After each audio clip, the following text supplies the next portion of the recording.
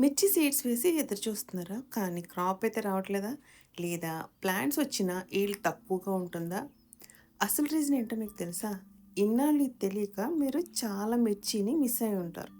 ఈ టెక్నిక్స్ వల్ల మీరు మిర్చి క్రాప్‌ని డబుల్ చేసుకోవచ్చనమాట. ఫస్ట్ అయితే అసలు సీడ్స్ నుంచి కూడా మనం క్రాప్ వరకు ఎట్లా తెచ్చుకోవాలో చూపిస్తాను. చాలామంది నారు వేస్తూ ఉంటారు. మీరు నారు వేసినా కూడా ఓకే. బట్ సీడ్స్ నుంచి వేయాలి అంటే మాత్రం మన దగ్గర ఆల్రెడీ ఒక పండిన పచ్చిమిర్చి ఏదైనా ఉండుంటే బాగా నచ్చింది, మీకు నచ్చిన పచ్చిమిర్చి ఉంటే గనక దాంట్లోని విత్తనాలతోనే మనం వేయొచ్చు. అవి బయటికి తీసి పొడి పొడిగా ఉన్న మట్టిలో ఏంటంటే ఈ విత్తనాలను చల్లి పైన ఇంకొక లేయర్ మట్టి వేసి దాన్ని బాగా తడిపామనుకోండి కొన్ని రోజులకి చూసారు ఇదిగో ఇట్లాగా మొక్కలొస్తాయన్నమాట. అవి కూడా త్వరగానే పెద్దవవుతాయి. మనం కాకపోతే ఎందులో అయితే వేసామో అందులోనే మనం ఉంచకూడదు. వేరే కుండీల్లోకి మార్చాలి. అయితే కుండీలు మార్చడానికి కూడా మనం ఎందుకు డబ్బులు వేస్ట్ చేయడం? ఫ్రీగా ఉండే కుండీలు మనం రెడీ చేద్దాం. ఓకే. ఇవి మనం యూజ్ చేసే వాటర్ టిన్స్ కదండీ! మీకు తెలిసినవే. ఇవి 10 లీటర్ వాటర్ టిన్స్ అనమాట.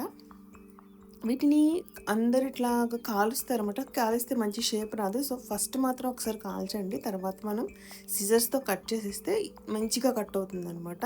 అంటే పై పార్ట్ ఉంటుంది కదా! దాన్ని పడేయద్దండి. దీంతో మళ్ళీ నేను మీకు వేరొక వీడియో చూపిస్తాను. మనం మంచి హ్యాంగింగ్ పాట్స్ చేసుకోవచ్చు దాంతో.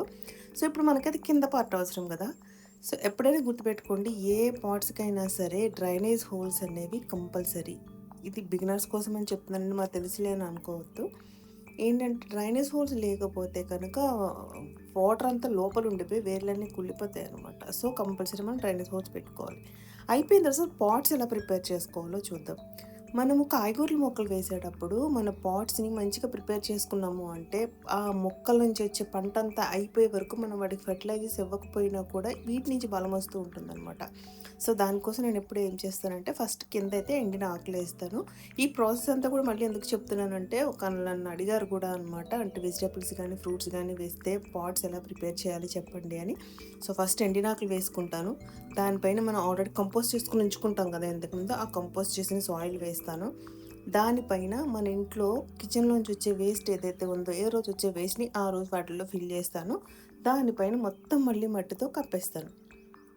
అయితే వేసిన తర్వాత పై లేయర్ మాత్రం ఎక్కువ మట్టి వేస్తాం కదా! అందులో నేను డైరెక్ట్‌గా ఈ మొక్కలనైతే వేసేస్తాను. ఈ మొక్కలు పెరుగుతూ ఉండే కొద్దీ ఆ లోపల ఉన్న తొక్కు డీకంపోజ్ అవుతూ దీనికి బలాన్ని ఇస్తూ ఉంటుందనమాట. ఇట్లా ఏసుకుంటే ఆ పచ్చిమిరపకాయ మొక్కలు క్రాప్ అయ్యే వరకు వాటి కింద నుంచి బలం అనేది వస్తూనే ఉంటుంది.